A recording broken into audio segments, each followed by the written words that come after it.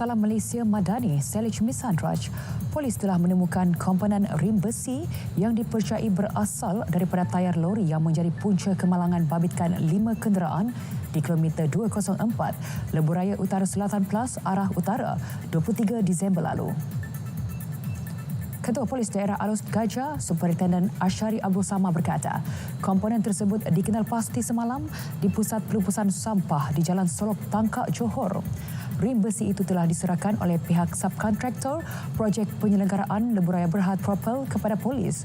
Satu laporan rampasan telah dibuat dan komponen tersebut akan dihantar ke Jabatan Kimia untuk siasatan lanjut. Semalam, media melaporkan polis sedang giat mengesan tayar yang dipercayai menjadi punca kemalangan berkenaan. Dalam kejadian tersebut, 7 maut manakala 33 lagi cedera.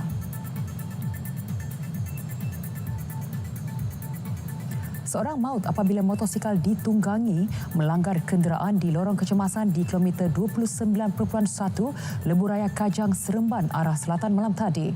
Ketua Polis Daerah Nilai, Superintendent Malik Hasim berkata, dalam kejadian kira-kira pukul 9.40 malam itu, mangsa dan sahabatnya yang bekerja di sebuah bengkel di Nilai dalam perjalanan ke Senawang. Kemalangan melibatkan 2 motosikal jenis Yamaha yang ditunggang 2 lelaki berusia 20-an dan 30-an serta sebuah kenderaan pacuan 4 roda dinaiki 3 sekeluarga.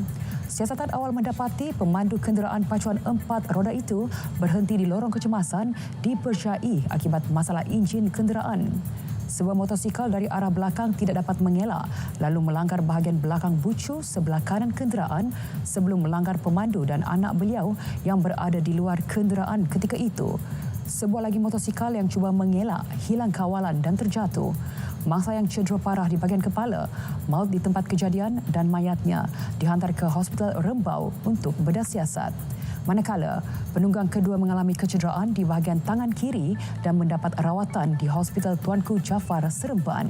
Kes disiasat di bawah Seksyen 41-1 APJ 1987. 13 buah rumah musnah dalam kebakaran di Kampung Kedah, Tanjung Dawai, Kedah pagi tadi. Penolong pengarah bahagian operasi Jabatan Bomba dan Penyelamat Malaysia Negeri Kedah, Penguasa Kanan Bomba 1 Azhar Muhammad berkata, pihaknya menerima panggilan kecemasan mengenai kejadian pada pukul 7.28 pagi. Beberapa buah jentera dari Balai Bomba dan Penyelamat BBP Yan, Guar Cempedak dan Sungai Petani telah diarah ke lokasi kejadian. Setibanya di lokasi, kebakaran melibatkan 13 buah rumah kelas A jenis kekal dengan anggaran kemusnahan 80%. Seorang lelaki berusia lingkungan 30-an juga didapati melecur di tangan dan kaki dan dibawa ke hospital untuk rawatan lanjut. Tindakan pemadaman turut dibantu pasukan bomba sukarela. Warga Palestin yang membuat kecoh di Wisma Transit Kuala Lumpur WTKL semalam dipercayai berpunca daripada keinginan mereka untuk mempercepatkan proses kembali ke Palestin. Angkatan Tentera Malaysia ATM ketika mengesahkan insiden itu menjelaskan kejadian yang berlaku pada pukul 5 petang itu bagaimanapun dapat dikawal dengan baik. Tiada sebarang pergaduhan atau kecederaan berlaku. Hanya sedikit kerosakan terhadap perabot di WTKL dilaporkan. Dalam satu kenyataan, ATM menjelaskan sebaik menerima laporan mengenai kejadian itu, pegawai dan anggota yang bertugas telah bertindak berbincang bersama warga Palestin yang terlibat. Mereka kemudiannya bersurai kira-kira pukul 7.30 malam. ATM menasihati orang ramai agar tidak membuat sebarang spekulasi berhubung insiden tersebut. Sejak petang semalam, tular beberapa video yang memaparkan kekecohan di perkarangan WTKL melibatkan warga Palestin hingga menyebabkan kerosakan di kawasan terbabit.